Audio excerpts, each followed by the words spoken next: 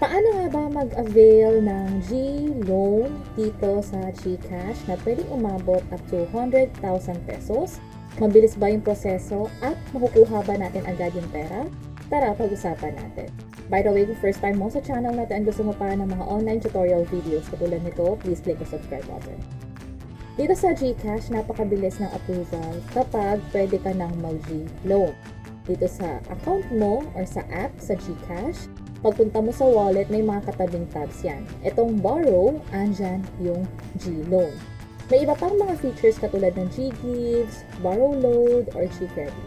Kung gusto nyong malaman yung kaibahan ng mga ito, lalo yung G-Gives, G-Loan, G-Credit, at paano ito ma-avail, meron kami ginawang hiwalay na tutorial video tungkol dyan. Pero for now, focus tayo sa G-Loan kung saan nagbibigay ito ng malaking amount na pwedeng mahiram. Pag sinap nyo itong G-Loan, andito yung pwede nyong mahiram, depende na rin sa account ninyo kung hanggang magkano. At pwede nga umabot up to 100,000 pesos, andito yung details. By the time na pinapanood nyo itong video na to, possible magbago. Baka mamaya pwedeng 6 months to, mas matagal na buwan o taon, pwede rin iba yung interest rate at yung processing fee. Basta i-double check nyo na lang dito kung ano ba yung applicable months, yung rate at yung fee na din.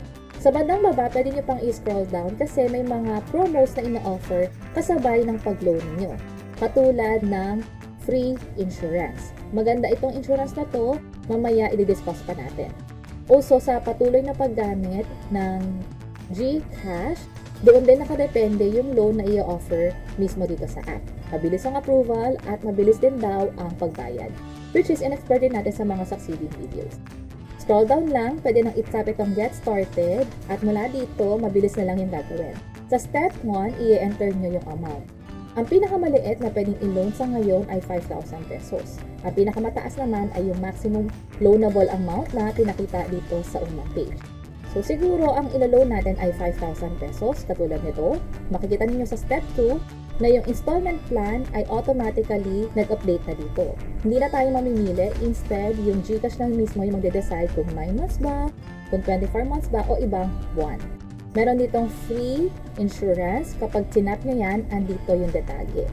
Kung saan kapag na-hospital kayo ng higit sa 3 araw, pwede kayo makakuha ng cash benefit. Also, kung sakaling magkaroon ng accidental death or permanent disability para dun sa nag-loan, automatically paid na yung loan. At kung sakaling may mga portion na nabayaran dun sa loan, ibabalik iyon sa beneficiaries or sa pamilya. Close lang natin to. So, sa step 2, wala nang gagawin. Instead, sa step 3, pipiliin na lang yung dahilan bakit nag-loan. Ito yung pagpipilian. So, kahit alin dito, yung pinaka-applicable sa inyo yung pipiliin. So, halimbawa, emergency, referral code, kung meron kayong code na nakuha sa G-Loan, pwede nyo i-enter dito.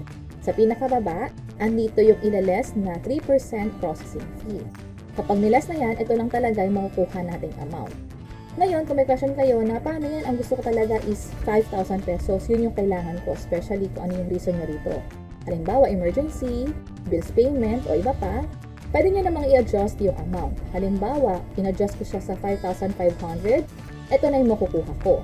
Dito nga pala sa pagbago ng amount na ilo-loan, in increment of 500. Ibig sabihin, dagdag kayo ng dagdag ng 500. Pwedeng 5,500, pwedeng 6,000, basta hindi pwedeng hundreds yung idadagdag ninyo. Hindi siya total. And this time, i-explore na rin natin yung ibang amount. Halimbawa, 100,000 pesos. Automatically nag-update yung system kung saan 24 months siyang babayaran at ito yung applicable na interest. Per month, ito rin yung babayaran. Sa pinakababaan dito naman yung processing fee. Bali, ang makukuha is 97,000 pesos.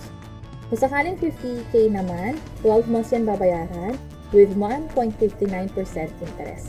Pero sa atin, ibalik na natin to sa 5,000 pesos, 9 months siya, ito babayaran monthly. And then, for 850 makukuha, so okay na sa akin to, click na natin tong get this flow. I-review nyo lang yung personal information niyo. Bali, ito yung naka-record na info sa GCash account niyo. Sa portion na to, wala nang gagawin, kundi i-tap ito next. Dito sa next page, ibibigay ninyong data. Kung saan nickname, ilagay ninyo yung nickname nyo dito, yung gender, civil status, maging yung iba pang cellphone number. Hindi pwede yung phone number na nakaregister dito sa GCash account na to. Dapat iba talaga. Sa pinakababa naman, pag nag-scroll down kayo, merong emergency contact. Ang pwedeng piliin ay yung pwedeng family members ninyo, parents, pwede rin pinsan, basta piliin nyo lang siya dito sa part ng relationship. So, na-update ko na yung information dito, tap ko na lang yung next. This time, i-review na lang kung tama lahat ng info. Pwedeng i-tap itong edit user profile kung sakaling may kailangan i-correct.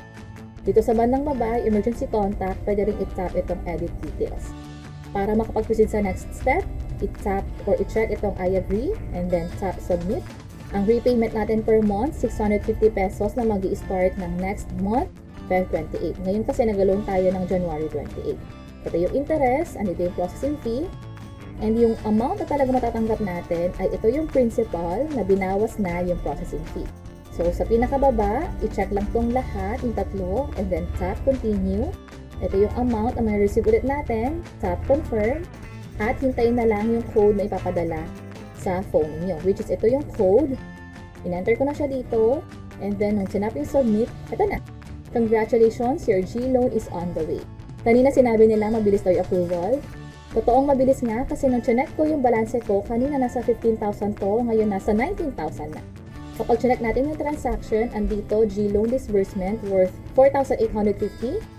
Kapag sinap niya yan, andito yung details kung kailan siya pumasok at anong oras.